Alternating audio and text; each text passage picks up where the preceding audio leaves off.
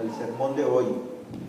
Vamos a orar. Padre, en el nombre de Jesús, bendecimos a los presentes para pedir que el Espíritu Santo les dé inteligencia sobrenatural, sabiduría y entendimiento y conocimiento, y que esta palabra pueda producir fe y el beneficio de la comprensión de la unidad de la iglesia local y la bendición que vendrá después de esto. En el nombre de Jesús, amén. Vamos a leer Efesios 4, versículo 11 a 13. Forma antifonal, dice Escritura: y él mismo constituyó a unos apóstoles, a otros profetas, a otros evangelistas, a otros pastores y maestros, a fin de perfeccionar a los santos para la obra del ministerio, para la edificación del cuerpo de Cristo, hasta que todos lleguemos a la unidad de la fe y del conocimiento del Hijo de Dios, al hombre perfecto, a la medida de la estatura de la plenitud de Cristo. Leamos el 14. hasta que seamos una unidad en corazón, llevados de cualquiera gobierno y doctrina, o por la ajena de hombres que para engañar crean o anuncian las artimañas del error. Amén. Dios bendiga su palabra. Pueden sentarse. Hermanos, estamos por concluir el tema de la unidad de la iglesia local. Es un tema capital en tiempos donde se rompió la unidad, se cometió ese pecado. La iglesia local rompió la unidad. Ya no se ve tan grave. Ya la gente, como ve que Dios es tan lento para responder en juicio, piensa que no le va a pasar nada. Y como Dios es tan misericordioso, la gente dice: no me va a pasar nada. Pero hermanos, lamento decirle que Dios no puede mentir y el juicio ya fue decretado. Hay pena de muerte por romper la unidad de la iglesia. Lamento decírselo, pero es mejor que usted lo sepa, para que el día que Satanás lo tiente, usted le diga: no, Satanás, yo temo a Dios y voy a obedecerlo a toda costa. Entonces quiero que usted comprenda que si hemos insistido tanto en el tema de la unidad de la iglesia local, es porque es importante, más en un tiempo de rebelión, donde la mujer se rebeló contra el hombre, el niño se rebeló contra su papá, el alumno contra su maestro y el pueblo contra su presidente. Y el mundo no teme decirle a Dios: usted no existe y no lo queremos aquí en este mundo. Si existe no nos interesa, y si no existe mejor. O sea, el mundo está insolente en contra de Dios. Pero como usted vio, en Inglaterra el voto de los viejos, que son cristianos, fue el que prevaleció para salirse de la Comunidad Europea, que es el resurgimiento del Imperio Romano. El Imperio Romano recibió un golpe tremendo para resurgir, y nadie sabe qué va a ser el Imperio Romano, qué va a ser el anticristo que está preparando, porque todavía no es la hora. La hora será cuando la iglesia sea sacada del mundo. Mientras la iglesia esté, es luz y sal de la tierra, y la iglesia y el Espíritu Santo están parando el mal. Mejor amén. Amén. La iglesia y el Espíritu Santo están deteniendo el mal, y también los juicios de Dios. Hermanos, cuando tomamos la cena del Señor, usted debe comprender que usted ahí, al tomar la cena del Señor, usted está avivando su fe en la sangre de Cristo, y que la sangre limpia. ¿Cuántos creen que la sangre limpia? Amén. Pero la sangre también hace otra cosa, la sangre redime. Usted debe saber que redime significa que usted no va a recibir juicios de consecuencia de los pecados que usted hizo, que usted va a ser redimido por la misma sangre. ¿Cuántos creen que esa sangre es poderosa? Hermanos, cuando un día Jesús iba hacia la cruz, los romanos cogieron un hombre, un hijo de Can, un negro, y le dijeron: lleve esta cruz. ayúdele a Jesús. Ese hombre se manchó de sangre de Jesucristo. No se sabe cómo, pero el hombre se convirtió de inmediato. Le pasó igual que al crucificado. Habían dos crucificados, dos maleantes, y un maleante se convirtió de pronto al ver la sangre. Ahora lo cantamos, al ver la sangre se convirtió. Y también un soldado romano, un hijo de Jafet, al ver la sangre se convirtió. Ahí estaban los tres hijos de Adán: el negro, hijo de Cam; el romano, hijo de Jafet; y el judío maleante que estaba en la cruz. Los tres, el hijo de Sem. Las tres razas humanas, descendientes de Sem, Cam y Jafet. Ahí estaban representados. Aquel hombre que llevó la cruz con Cristo salió corriendo para Antioquía, y ahí empezó la iglesia de Antioquía. ¿Cuántos dan gloria a Dios? Amén. Porque el poder de Dios iba con él. La sangre hizo algo en él. ¿Quién sabe quién sería ese hombre? Pero ese hombre salió como loco para Antioquía, y ahí empezó una iglesia que llegó a ser inmensa, y fue la primera iglesia misionera de la historia, y fue la segunda iglesia después de Jerusalén. Fue Antioquía, fundada por este negro que llevó la cruz. ¿Cómo se llamaba? Ya se me olvidó. Simón el Cirineo. Simón era hijo de Cam. Apareció por ahí para que estuvieran representados los tres hijos de Noé en la cruz y llevar esa bendición. Entonces, hermanos, la iglesia salió del costado de Cristo que aquel soldado penetró y manchó su cuerpo con agua y sangre. Aquel hombre se convirtió, un hijo de Jafet, hizo eso y se convirtió. La sangre lo roció y él se convirtió. No sabemos qué más pasó con él, pero algo tiene que haber pasado. Seguramente él se fue a Roma y empezó a hacer una iglesia en Roma. Algo pasó con la sangre. La sangre no puede ser inadvertida. Hermanos, cuando las personas caminan en Medio Oriente, por todos lados ven lirios rojos, toda clase de lirios, y son bellísimos. Entonces, cuando la gente ve un lirio, se acuerda de quién? De Salomón. Jesús, es el lirio de los valles. A Jesús le llaman, uno de los nombres de Jesús es el lirio de los valles. Por donde quiera que en el Medio Oriente se camina, se va a ver un lirio que representa a Jesucristo. Nosotros, por tanto, debemos comprender que nosotros somos el cuerpo de Cristo. La iglesia local es el cuerpo de Cristo. ¿Cuántos dicen amén?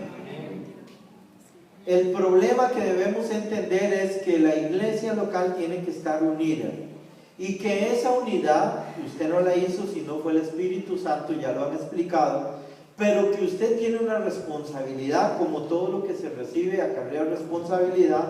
La responsabilidad es guardar la unidad, fomentar la unidad y manifestar la unidad.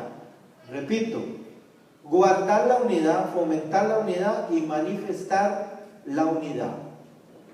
La unidad se guarda dentro de la iglesia local, se fomenta dentro de la iglesia local y se manifiesta afuera, a la gente de afuera. La gente de afuera tiene que ver la iglesia local unida y amándose. Esta iglesia ha pecado contra la unidad. A través de la historia nosotros hemos tenido 4 grandes divisiones. Esas 4 grandes divisiones han sido conocidas en la comunidad, y ese es un pecado que esta iglesia y los que participaron llevan. Y eso tiene consecuencias aquí y en el Bema. ¿Por qué tenemos que hablar así? Porque siempre va a existir la posibilidad de que alguien esté buscando la iglesia perfecta y empiece a criticar defectos, y eso empieza una división. O alguien es un cismático es alguien que dice, yo no estoy de acuerdo, yo tengo otra opinión y yo creo que yo tengo más razón que el pastor. O una herejía es una enseñanza que va en contra de la enseñanza correcta.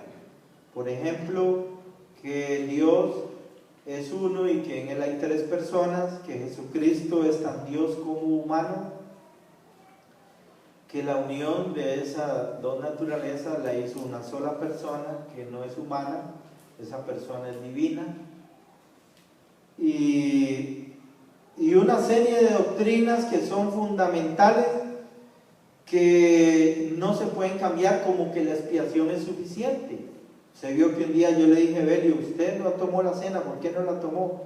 Dice, yo no la tomé porque yo estoy mal. ¿Ve? Pero ¿por qué significa eso? Significa que para él la expiación no es suficiente. Entonces él tiene que ser corregido en esa área.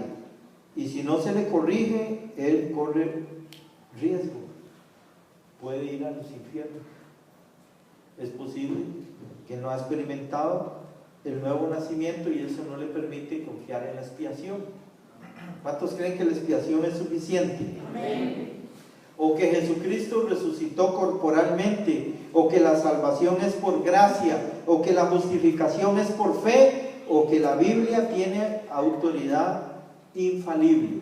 Amén. Si hay estas herejías, cualquier cristiano está autorizado a huir de esa iglesia y buscar una iglesia que esté hablando la sana doctrina. Pero de otra forma no se puede justificar el cisma, la división, menos por afán de hallar la iglesia perfecta.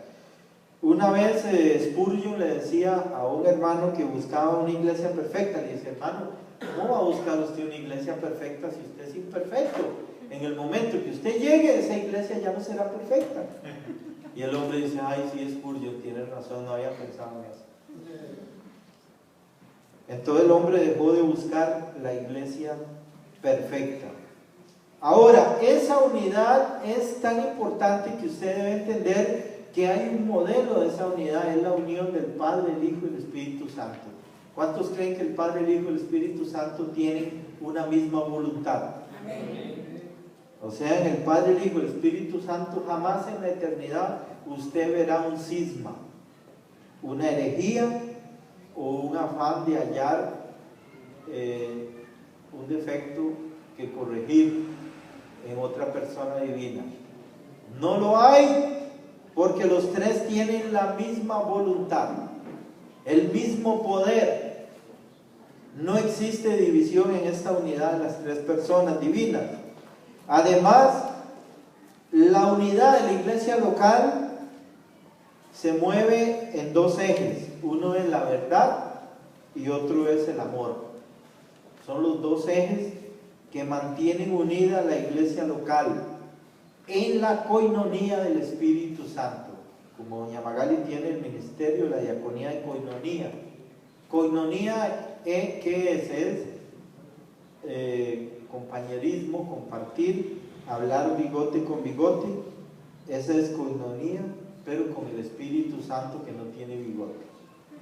Porque el Espíritu Santo no tiene cuerpo, es un espíritu puro y Él vive en nuestros cuerpos. ¿Cuántos dicen amén? Amén. La verdad que no tiene amor es fría y el amor que no tiene la verdad está vacío. Por lo tanto, la verdad y el amor son los dos ejes donde se une la iglesia local. Y además, la unidad de la iglesia local, Jesús lo dijo, para que el mundo crea que tú me enviaste. La unidad habría de ser un testimonio al mundo. La iglesia local en 2000 años se mantuvo unida. Jamás se conoció el cisma en la iglesia local hasta que apareció los metodistas, fueron los primeros cismáticos. Dividieron una iglesia bautista y empezaron la iglesia metodista, y ahí empezó el cisma en la iglesia local. A partir de ahí ha seguido este síntoma, y es un síntoma que hoy día es grave, ¿verdad? Bueno, especialmente porque nosotros no tenemos cultura de iglesia local, es un país de iglesia universal, donde la iglesia local no es la cultura. La iglesia local todavía no ha enseñado a la población que está presente y cuál es la verdadera iglesia de Cristo. Mucha gente ha preguntado, ¿cuál es la verdadera iglesia? Pero nadie le puede responder, porque nadie sabe. Nadie sabe cuál es la verdadera iglesia. Al final la gente de Costa Rica cree que la verdadera iglesia es cualquiera, donde yo me sienta bien. Y eso no es así. La verdadera iglesia es la que Cristo estableció, porque Él dijo: yo, Jesucristo, edificaré mi iglesia. Además, usted no puede edificar algo sin nada. Cristo, como ahora lo explicó Diego, humilló haciéndose humano. Eso es una humillación. Vivió como humano, es otra humillación. Él tuvo que darle el cuerpo, tuvo que orinar, tuvo que comer, tuvo que aprender a leer, tuvo que someterse a los papás, tuvo que someterse a las autoridades. Él tuvo que ir humillado hasta la muerte. Finalmente, la cuarta humillación, el descenso a los infiernos. Es la peor humillación que hay para el Jesucristo, el Dios Santo en los infiernos. Pero Él tuvo que ir ahí porque esa es la humillación. Él fue bajando. Primero, encarnarse. Segundo, vivir como hombre. Tercero, morir como hombre. Y cuarto, a los infiernos. Es una humillación creciente. Debido a esa humillación voluntaria que Él hizo, Él se humilló hasta lo sumo. No hay más humillación. Bueno, usted sabe que Moisés fue el hombre más humilde que ha vivido antes de Cristo. ¿Por qué? Porque Moisés fue criado como príncipe en Egipto, pero luego fue deportado o salió huyendo por un asesinato que cometió, y él conoció a una mujer ahí con la cual se casó, y esa mujer lo pisoteó 40 años. En esos 40 años esa mujer le quebró el carácter a Moisés y lo mantuvo ahí humillado. Tan humillado que el hombre ya ni hablaba. Cuando hablaba se trababa de miedo, porque esa mujer lo aplazó, lo convirtió en el hombre más humilde que ha vivido antes de Cristo. Pero Cristo fue más humillado porque Él tuvo que descender a los infiernos, al Seol, al lugar donde estaba Abraham y Lázaro, pero también estaba el rico y Caín y toda esa gente que está en el otro lado del Seol, en la parte donde están los que no creen. Y ya lo explicó Diego, que Jesús alzó la cautividad que era de Él, se la sacó de ahí, porque estar ahí es feo, es estar viendo gente sufrir, y se los llevó al paraíso para que no vean más gente sufrir. Ellos estaban consolados, pero es horrible ver gente que te suplica: ayúdenme, ayúdenme, por favor. Y más que las súplicas eran: vaya a ver a mi familia para que no vengan aquí. Esa era la súplica principal. Eso es un tormento, es incómodo. Y Jesús se llevó a ellos al cielo, y a los demás les dijo: lo siento, ya ustedes pueden comprobar, el juicio del pecado ya terminó, y ustedes cometieron el pecado que no tiene ninguna redención. Ustedes no creyeron en mí mientras vivían, y ahora les toca quedarse aquí hasta que venga el juicio final, y van a ser juzgados por estos que yo me llevo. Qué humillación, ¿verdad? Empezó la angustia mayor de los condenados, saber que ya no tenían la esperanza de estarle pidiendo a Abraham que les ayudara, Ya no tenían a Lázaro para suplicarle una gota de agua, y ahora ellos, como no hay nadie en el seno de Abraham, no tienen a quien suplicarle, están más desesperados, más torturados, y esperando ese momento de ir a juicio final, donde les van a juzgar seres humanos, la iglesia. Y en el juicio final, lamentablemente, nadie sale libre. El que llega a juicio final como acusado no sale libre, sale condenado. El juicio se hace para que la gente vea que Dios es justo. ¿Cuántos creen que Dios es justo? Además, hay otro ejemplo de unidad, que es la unidad del creyente con Cristo. ¿Cuántos están unidos a Cristo? Amén. Ese es un ejemplo de unidad, pero lo que estamos hablando es de la unidad de la iglesia local. Diferentes personas con diferentes dones, diferente carácter, diferente temperamento, diferentes vicios, diferentes pecados, diferente todo. Y eso, según Cristo, tiene que mantenerse unido. ¿Cómo hace Cristo para que la iglesia se mantenga unida? Bueno, Él pone 4 pilares o 4 columnas, que son la humildad, la mansedumbre, la paciencia y el amor. Repito, humildad, mansedumbre, paciencia y amor. Y Él pone 7 lazos.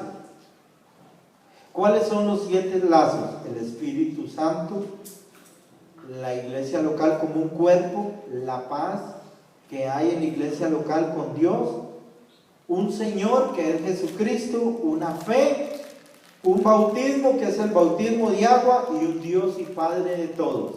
Son 7 lazos que envuelven la unidad de la iglesia local para que no se rompa. Si usted rompe la unidad de la iglesia local, peca contra el Espíritu Santo y peca contra el Padre. Y yo no creo que sea aconsejable hacer eso. Además de eso, la unidad se debe manejar en una variedad. O sea, usted tiene que soportar el temperamento que usted no soporta. ¿Cuántos dicen amén? Amén. Usted tiene que soportar la inmadurez que usted no soporta. Usted tiene que soportar que hay diferentes dones y que hay diferentes ministerios y que usted tiene que tener una ética de apoyar el ministerio ajeno sin envidiarlo y enfocarse en desarrollar el don suyo y el ministerio suyo. ¿Cuántos dicen amén? Amén. Por eso esta unidad se maneja en la variedad. Esta unidad fue obtenida por la sangre de Cristo y batallada con el demonio. Ahora, ¿cree usted que esta unidad y todos esos dones que el Espíritu Santo trajo y que Jesucristo aportó, porque Jesucristo aportó 5 dones, que fueron los apóstoles y los profetas que escribieron el Nuevo Testamento, que fueron los evangelistas, que ya se cree que el último vivo es Billy Graham, ya no queda. Billy Graham predicó en todo el mundo, en todas las naciones. ¿Cómo lo hizo? Lo hizo porque a él a diario le entran millones de dólares en ofrendas de personas cristianas en Estados Unidos y Canadá que respaldan su ministerio por toque divino, y él llegaba a cualquier país y a base de plata se abría campo y predicaba. Con maletas de dólares él contrataba los canales importantes o los estadios y él predicaba, y esta predicación aportó personas a las iglesias locales. Ya este ministerio ya fracturó porque él está muy enfermo, tiene 14 enfermedades, está muriéndose, pero no se muere. El hombre sigue vivo ahí orando, que es lo único que puede hacer. Ya no puede predicar, no puede hacer nada, lo único que hace es pasar orando. Y así, estos 5 dones que aportó Cristo, el que está funcionando ahorita es el pastor, que en cada iglesia local, en todo el mundo hay un pastor. Hoy día casi no hay iglesias en el mundo sin pastor, iglesia local. La mayoría tienen pastor. Más de 1 millón de iglesias locales ahorita están reunidas. Y hay más de 1 millón de pastores ministrando la palabra de Dios. Entonces, como usted lo ve, esto fue lo que Cristo le dio a la iglesia. Y el Espíritu Santo trajo un montón de dones para repartirle a cada uno como el Espíritu Santo quiere. De manera que todos por lo menos tienen un don.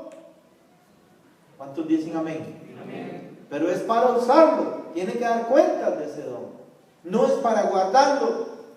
Tiene que localizarlo y ponerlo a funcionar en la iglesia local. ¿Cómo esos dones llegaron? ¿Usted cree que vinieron solo porque sí? ¿Por qué no le dieron estos dones a Israel? ¿Acaso no sabe usted que Israel no tuvo estos dones? Israel no tuvo estos dones. Y eventualmente Israel tuvo milagros. Pero fueron solo en el tiempo de Elías y en el tiempo de Moisés. Usted bien sabe que Isaías no hizo milagros, ni Jeremías, ni Ezequiel, ningún profeta menor hizo milagros.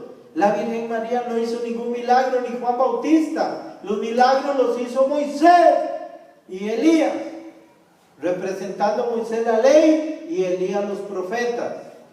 Y luego la abundancia de milagros la hizo Jesucristo y la iglesia. Amén. Pero usted debe comprender que si estos dones no se le dieron a Israel, es por algo. ¿Por qué no se le dieron a Israel? Bueno, papito, porque esos dones había que comprarlos. No se le puede pedir al Padre que mande estos dones sin pagar. Había que pagar primero. ¿Qué había que pagar? Había que pagar el pecado, la ofensa que el pecado de Adán le hizo a Dios. Tenía que ser pagada primero. Entonces Cristo, cuando pagó la ofensa del pecado, pagando en su cuerpo de carne el juicio, por eso dice, como dijo Luis, fuimos molidos por nuestros pecados. Pagando la ofensa, subió a lo alto. Subió a lo alto y se presentó ante el Padre. Le dice: Padre, aquí yo soy la víctima del pecado. Yo soy el que llevó el juicio. Y el Padre le dice: pídame lo que quiera. Está perfecto. El juicio está cabalmente cumplido. Pídame lo que quiera. Y Jesucristo pidió la creación de la iglesia, que el Espíritu Santo fuera el que la creara y se quedara en ella hasta que la iglesia sea sacada de la tierra, y que el Espíritu Santo canalizara todos los dones que usted conoce a la iglesia. La iglesia es el canal de Dios para toda bendición a este mundo. Si la iglesia no estuviera aquí, hermano, la ira de Dios se desataría en tal manera que Dios destruye este planeta. Es porque la iglesia está, que este planeta no le caen los juicios que merece. Recuérdese usted cuando Abraham intercedió ante Cristo sobre Sodoma y le dijo: si hubieran 10 cristianos en Sodoma, no perdonaría. Y Jesús dijo: si hay 10, yo la perdono. Pero lo que había era 3. Lot, una hija y otra hija, nada más. La esposa era engaño, estaba falsificada. Entonces, como usted lo ve, Cristo tuvo que ganar esos dones. Cristo pudo haber dicho: bueno, Padre, deme toda la creación. Él no pidió eso.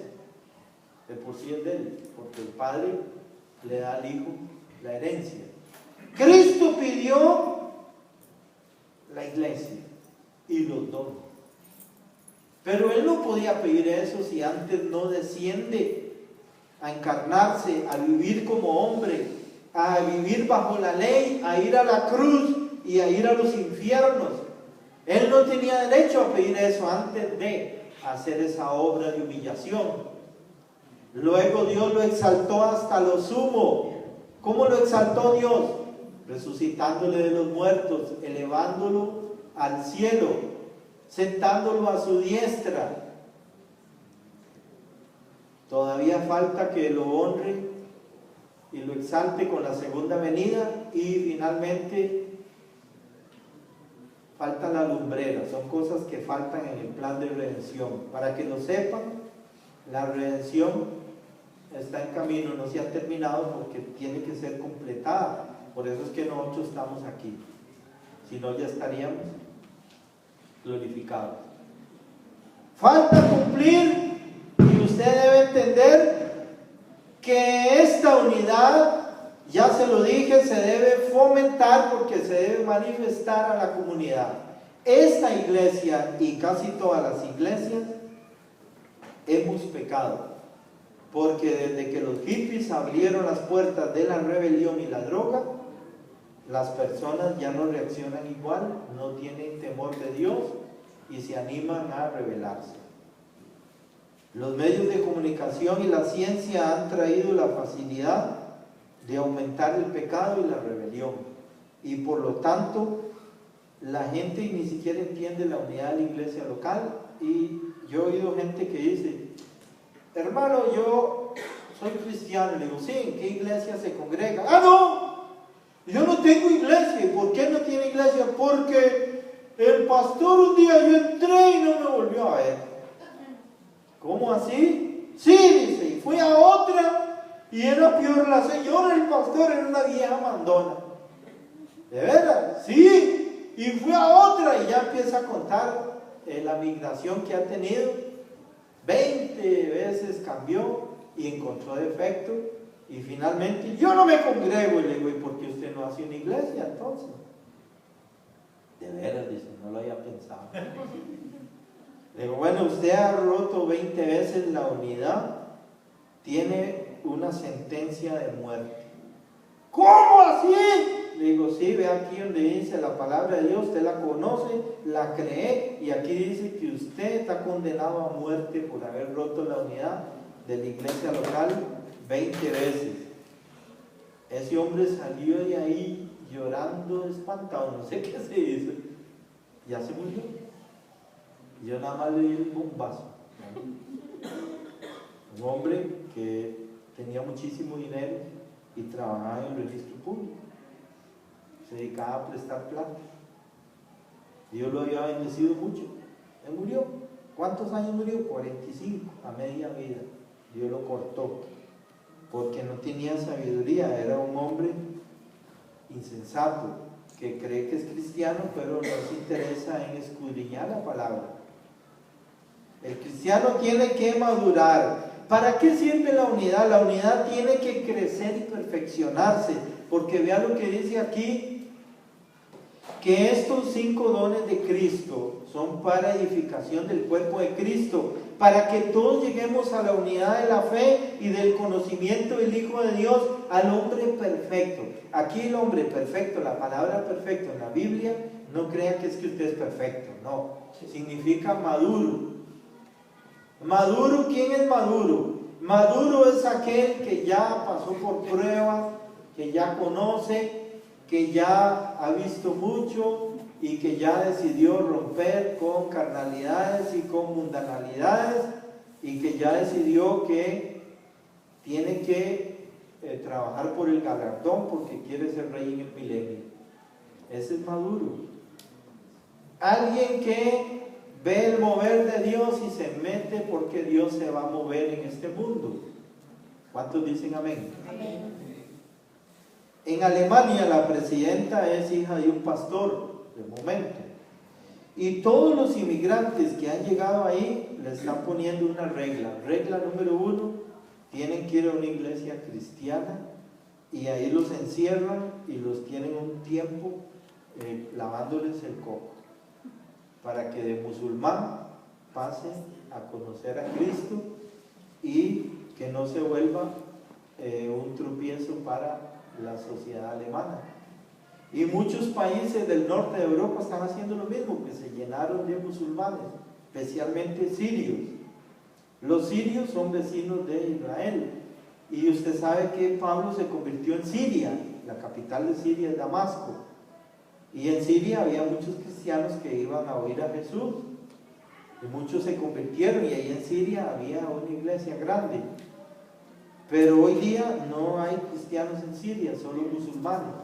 Por eso es que Dios está trabajando a ver cuántos sirios se convierten y cuántos salen como la mujer de Lot, ¿verdad? Porque no sabemos, el corazón de los sirios históricamente ha sido el más engañoso de todos los pueblos, los sirios. El Imperio Romano, para poderlos controlar, usaba la Legión 13 para darles una leñateada, solo así entienden, ¿verdad? Hay que agarrarlos y exterminarlos, pero vuelven a salir porque son como el zacate malo. Son pueblos que han sido perniciosos en la historia del plan de Dios, enemigos de Israel, peligrosos enemigos porque son vecinos. Entonces, hermanos, la unidad de la iglesia local, usted tiene que fomentarla y manifestarla afuera. Ya nosotros, la Iglesia Bautista Palabra de Vida, se paseó en eso en la comunidad. Todo el mundo sabe los pleitos que aquí han habido, se han publicado, no se supieron manejar privadamente, y las divisiones que han habido aquí han sido públicas, manifiestas, evidentes, y la comunidad ha visto que esta iglesia no ha permanecido unida. Ese pecado tendremos que darle cuentas al Señor en el Bema, y cada quien que participa en eso tendrá que darle cuentas al Señor en esta vida, y que Dios tenga misericordia con todos los que hemos pecado en eso. Yo he pecado porque no supe actuar como pastor en su momento, no supe, y los que rompieron la unidad pecaron porque también no sabían muy bien qué es la unidad y actuaron carnalmente o por impulso diabólico, y eso es lo que sucede. Entonces, hermanos, sepa y entienda que ya usted tiene la información correcta para que usted se ocupe en fomentar y en manifestar la unidad de la iglesia local en la comunidad. ¿Dicen amén? Amén. Esto es una responsabilidad muy seria y nosotros tenemos que tomarla como tal. Dios es poderoso para bendecir, para levantar, para edificar, pero es poderoso también para destruir. Por lo tanto, Dios cuenta con nosotros. ¿Cuántos dicen amén? Amén. Pero a Dios no le sirven los niños.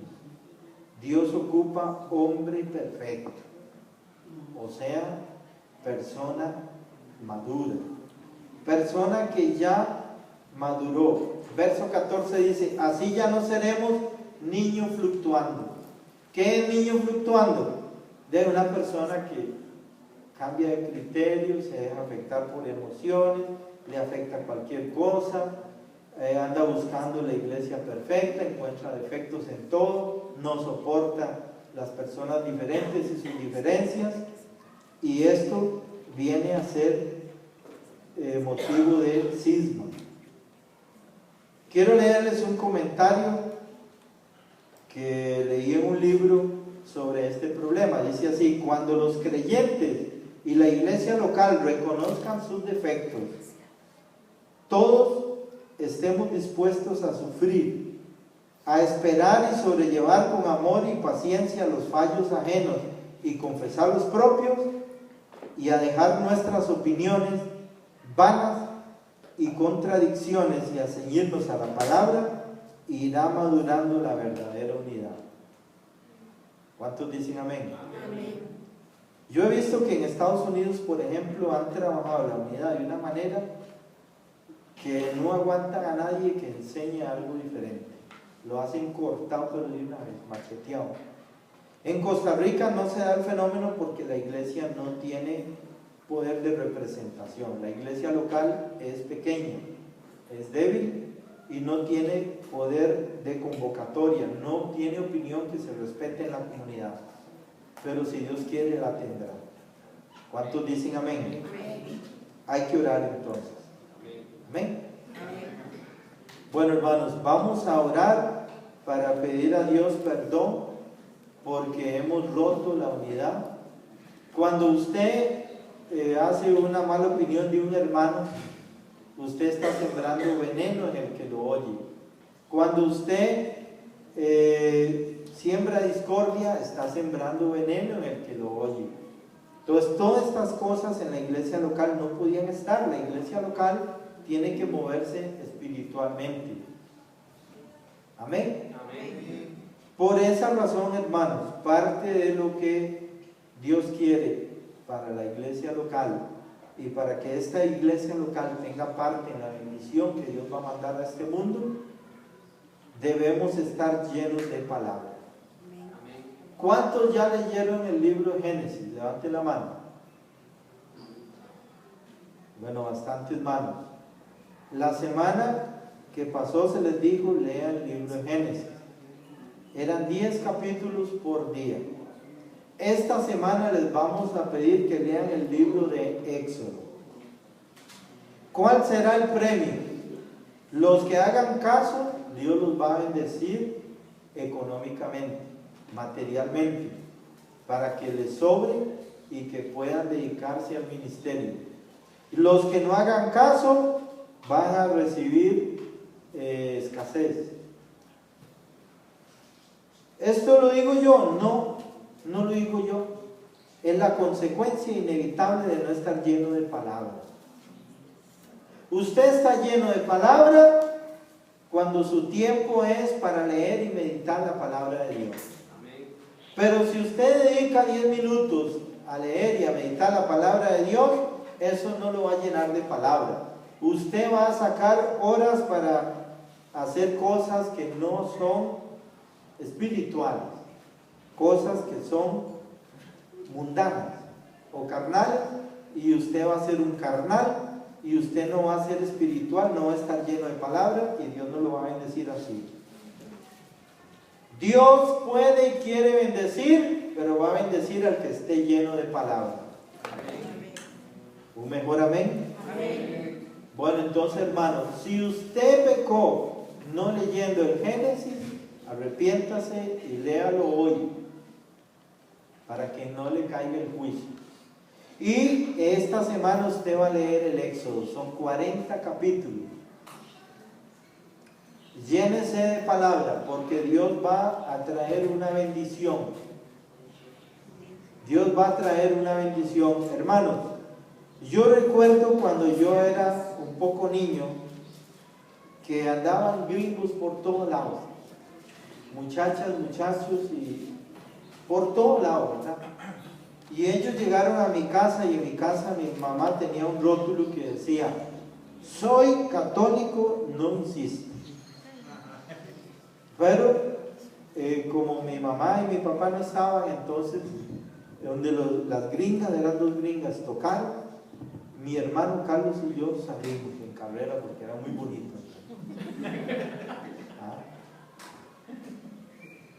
Y el momento que ellas empezaron a hablar, decían: en el nombre de Jesucristo le ordeno a todo espíritu inmundo que salga de aquí de estas personas y de esta casa. Mi hermano cayó para atrás con los ojos en blanco y botando espuma. Y yo quedé, casi caigo del miedo, de la impresión y el susto. Las muchachas inmediatamente llamaron a un pastor y el pastor empezó a orar por mi hermano y mi hermano se recuperó porque estaba manifestado, estaba feo, con los ojos en blanco y botando espuma por toda la boca y convulsionándose. Estaba horrible, mi hermano. ¿Y por qué estaba así? Porque mi mamá nos llevaba a nosotros a la brujería, a las brujas.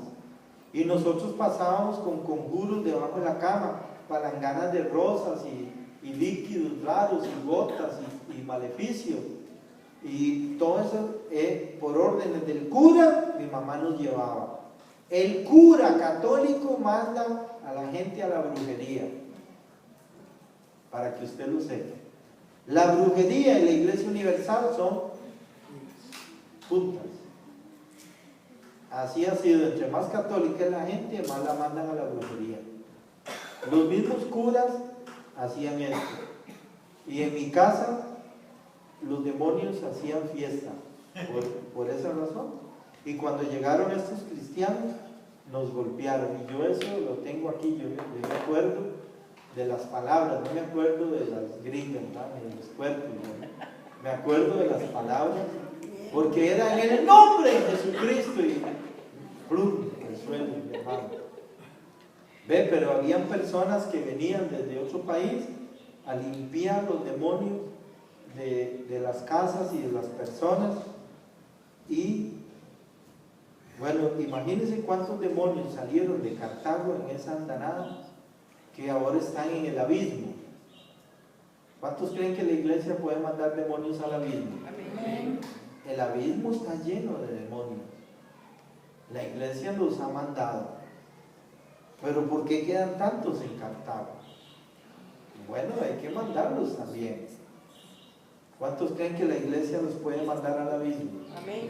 Jesús nos dio esa potestad, esa autoridad y ese poder, y Él dijo que nada nos dañará. Ellos no nos pueden hacer nada, no nos pueden dañar, porque hay ángeles a las órdenes del Padre protegiendo la iglesia local, protegiendo a los miembros de la iglesia local y bendiciendo la vida y el crecimiento de cada persona de la iglesia local. Entonces, hermanos, como yo entiendo la cosa, lo que el Espíritu Santo quiere decirle a la iglesia de Éfeso, era que la iglesia de Éfeso tenía problemas serios. El primer problema, que ella ministraba sin amor, todo lo hacía sin amor. Y segundo, que habían problemas serios en la unidad. ¿Por qué se daban estos problemas serios en la unidad? Porque en esta iglesia sucedió algo único, que esta iglesia era, por así decirlo, un lugar de paso del oriente al occidente y del occidente al oriente, y ahí se hacía toda clase de negocios. Entonces, por ejemplo, si llegaba un oriental cargado de canela, un hermano le compraba la canela y la compartía con otros hermanos, y todos hacían negocio con la canela. Si otro llegaba con lino, un hermano le compraba todo el lino y muchos hermanos hacían negocio con el lino. Y este tipo de actividad llevó que la iglesia empezara a tener problemas. Involucrar lo material en lo espiritual trae muchos problemas. Y esta iglesia empezó a tener problemas de unidad. Por eso Pablo les escribe para que ellos solucionen los problemas que habían en la unidad debido a la inmensa bendición que Dios les dio material a través de ese tipo de negocios que ellos hacían, que era muy bien, pero que terminó siendo un problema. Entonces tenemos que entender que tenemos que tener mucho cuidado con la unidad de la iglesia. No vaya a ser que entre algo o que pase algo que nos quite la unidad. Amén. Amén. Y hasta que nosotros no entendamos que la unidad es el testimonio de la iglesia local al mundo, no somos maduros, somos niños fluctuantes. Amén. Amén. Pongámonos en pie para orar.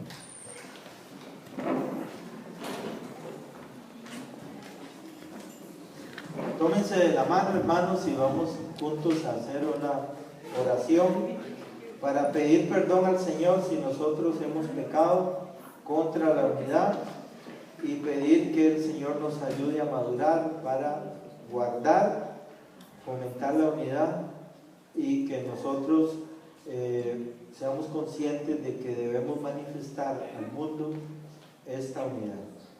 Hagamos juntos esta oración. Querido Padre, perdónenos, junto con el Espíritu Santo, y el Señor Jesucristo, por nuestros pecados contra la unidad, y perdone nuestra iglesia local, por haber pecado contra la unidad. por haber pecado contra la unidad. Y le pedimos que el Espíritu Santo nos ayude Y le pedimos que el Espíritu Santo nos ayude a madurar a madurar para cuidar esta unidad, para cuidar esta unidad, para fomentarla para fomentarla y para que sirvamos de testimonio a la comunidad y para que sirvamos de testimonio a la comunidad mediante la unidad mediante la unidad y el amor. y el amor.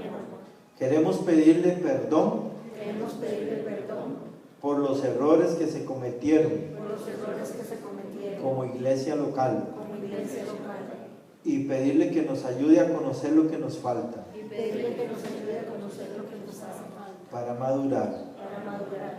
En nombre de Jesús. En el nombre de Jesús. Amén. Amén. Ahora voy a orar para bendecirlos. Padre, en el nombre de Jesucristo, le pido que bendiga a todos los miembros de esta iglesia local que estén ahora o que no estén. Le ruego, Señor, que su bendición sea grande y copiosa y que venga en forma material y que así como sus vidas espirituales prosperan, la bendición material aumente, como lo dijo Juan. No es algo que estoy inventando, sino que ya Juan lo dijo. Yo lo repito bajo la autoridad del apóstol Juan. Amado, yo deseo que tú seas prosperado, así como prospera tu alma. Le pido que el Espíritu Santo esté llenando con una nueva unción a todos mis hermanos, para que tengan la capacidad de poder leer lo que se les asigna. En esta semana, el Éxodo, y en arrepentimiento los que no han leído Génesis. Le ruego, Señor, que a través de la palabra el Espíritu Santo nos hable y nos mantenga llenos de palabra y nos ponga la mente a meditar palabra, para que nosotros seamos los receptores de ese mover que viene en la iglesia local, para que seamos receptores de esa bendición que viene para que la iglesia local pueda cumplir deseos suyos, deseos de su corazón, porque no será sacada la iglesia de este mundo hasta que no se complete el número de los que van a formar la iglesia. Ayúdenos, Señor, porque las señales del mundo nos hablan claramente que la iglesia todavía sigue siendo el personaje estelar en este mundo y que el poder está disponible para la iglesia. Amén. Dígale todos: Señor, denos poder. Señor, denos poder. Padre, denos poder. Padre, denos poder. Jesús, denos poder. Jesús, denos poder. Espíritu de Dios, denos poder. Espíritu de Dios, denos poder. Le damos gracias, Señor. Padre, le ruego que las puertas del infierno, como usted lo dijo, no prevalezcan contra la iglesia local, y que todos los demonios que están en Cartago tiemblen, porque la iglesia está disponible para sacarlos y enviarlos al abismo, porque la iglesia se va a llenar de madurez para echarlos afuera y limpiar esta ciudad, porque la iglesia se va a levantar en el poder del Espíritu Santo y en el poder delegado por Cristo, y con la madurez puede sacar y limpiar un territorio. Le rogamos, Señor, que si la madurez no nos alcanza, que vengan los gringos a limpiar estos territorios, como vi en el sueño. Señor, son bienvenidos los hermanos de otras iglesias locales si quieren venir aquí. Pero si nosotros podemos hacer eso, denos los recursos, dótenos, denos por el Espíritu Santo ese espíritu de oración permanente, sin cesar, esa oración que enseñó Pablo, hay que orar sin cesar. Denos un corazón lleno de oración y un corazón disponible para nosotros cambiar la historia. La historia, Señor, la está escribiendo la iglesia desde hace 2000 años. La iglesia es la que está moviendo la historia y seguirá moviéndola hasta que sea sacada de este mundo, porque es por medio de la iglesia que viene la bendición, no viene por otro canal. Y todos aquellos que muestren una bendición diabólica, satánica, la perderán inevitablemente y caerá sobre ellos el juicio divino porque la maldición de Dios está en la casa del impío y la bendición de Dios en la casa del justo. Le ruego, Señor, que abre las ventanas de los cielos y derrame usted sobre esta iglesia local esas promesas de bendición que ha hecho. Que todos los hermanos se les abra los ojos para que puedan ver la bendición que usted pone al frente y que puedan gozar esas bendiciones, pero llenos de palabra, para que no corran el peligro de la mujer de Lot. Llenos de palabra y llenos del Espíritu Santo, para que puedan usar la bendición para servir, honrar y cumplir los deseos de su corazón. Los bendigo a todos y espero que esta bendición se expanda a los que no están. Y le ruego también que tenga compasión y paciencia con los hermanos que rompieron la unidad y les bendiga, ayudándoles a volver en sí. En el nombre de Jesús, amén. Bueno, hermanos, saludos.